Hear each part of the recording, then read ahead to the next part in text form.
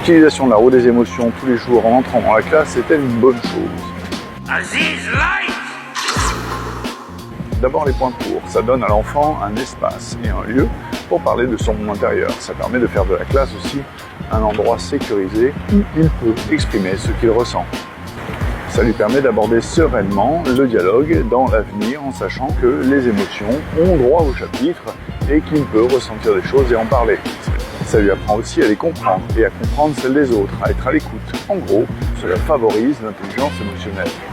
Maintenant, il ne faut pas que ce soit une obligation, il ne faut pas le forcer, il faut respecter aussi ses limites, son intimité, sa pudeur.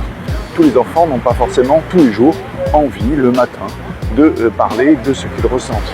Il faut donc dans ces cas-là respecter et ne pas en faire une obligation, bien que cela puisse être ritualisé. De plus, simplement en parler pour que cela tombe à l'eau et n'ait aucune conséquence autre que le droit de l'exprimer, c'est un peu la différence entre ne parle pas et cause toujours.